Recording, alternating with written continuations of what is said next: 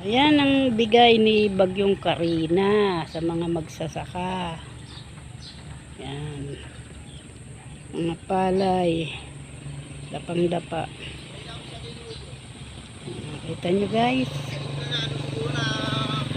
Kung ang may-ari nito, mahirap lang. Kawawa. Maigi na lang ang may-ari niyang palaya na yan. Milyonaryo. Kaya chicken lang sa kanya yan. Kung mahirap yan, nandulumo ang may-ari niya. Kawawa, diba? Ang dahil kay Karina. Ay, Karina. Hindi na nga si Karina, si Christy pala. Ang dahil kay Christy. Ayan. Kailangan nilang dumapa. Iwasan si Christy.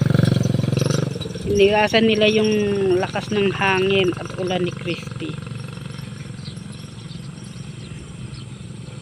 Kaya nung araw manggagapas din ako eh. Pagka ganyan nakadapa, napakahirap lapas.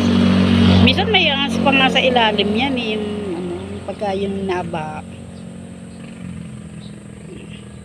Namin, may mga may mga sawa. Sawang maliliit naman, di naman malaki.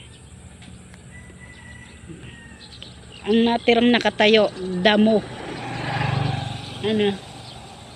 Damo lang yung nakatayo. Damo. Ayan, katulong pa niyan. Pag minamalas ka, yung ibon, ubusin ng ibon yan. Ayan, naku, tumubo na pala yung palay.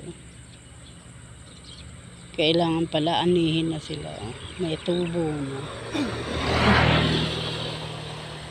Tumubo na yung palay. Ilang linggo na, may isang linggong mahigit na kasi yan. Kay Christy.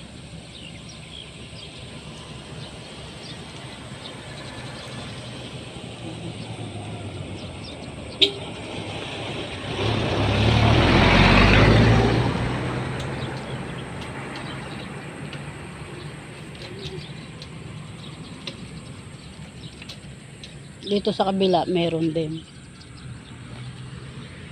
Meron din dito sa kabila. Ayan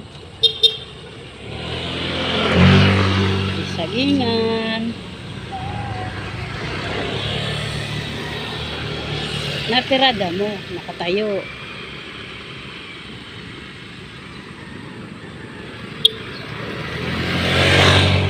Nakita mo yung LRT. Malapit na ating mapakinabangan, LRT.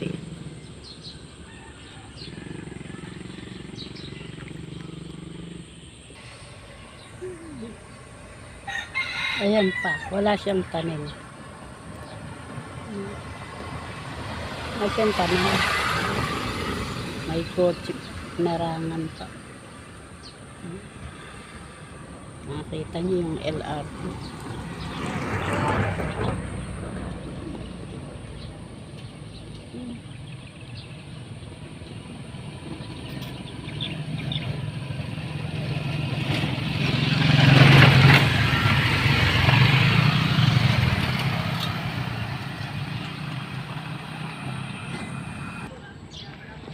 Yan naman ang lagay ng ating LRT.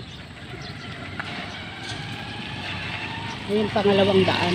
Ayan pangalawang daan. Yun. Ng ating pangalawang daan.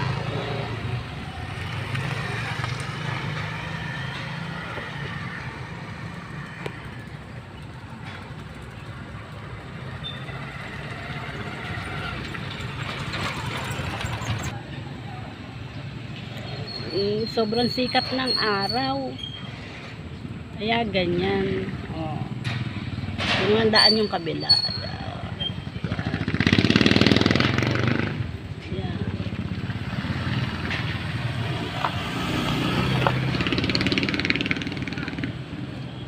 Yan guys. Kaya bang tinagin ni ni Christy? Yan damo na yan. Abay, mataas pa sa ano yan. Ang damo na yan. Ayan yung kasintanda ni, ni Undoy. Nasusunog pero hindi namamatay. Sana all. Nasusunog, hindi namamatay. Para sila yung, yung, ano tawag doon? Yung immortal. Sila yung immortal. Maraming bagyo ang dumaan pero hindi sila nakayang tinagin. Ayang kawayan na yan. Tanim yan ng manugang ko. Ano lang yan? Yung itinusok lang yan kasi mahilig maghalaman yung manugang ko eh. Ayan, naging gubat.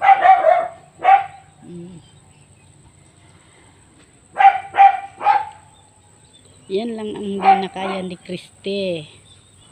Yan. Damo na yan kay taas-taas na yan. Ewan ko kung anong damo yan. Ang ugat niya napakatigas.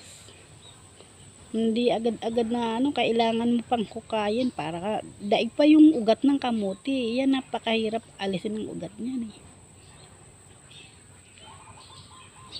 Kaya kahit masunog sila, buhay pa rin. Matigas ang ugat. At saka yung yung maraming mga yung pwedeng pagtaguan ng mga hayop. May na dyan, bayawak at saka ulupong, kobra. Kakatakot nga dyan.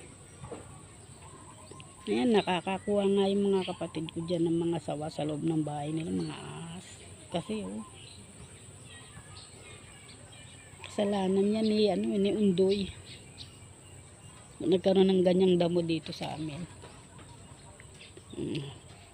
Guys, hanggang dito na lang yung aking video. Thank you sa panonood. Bye bye.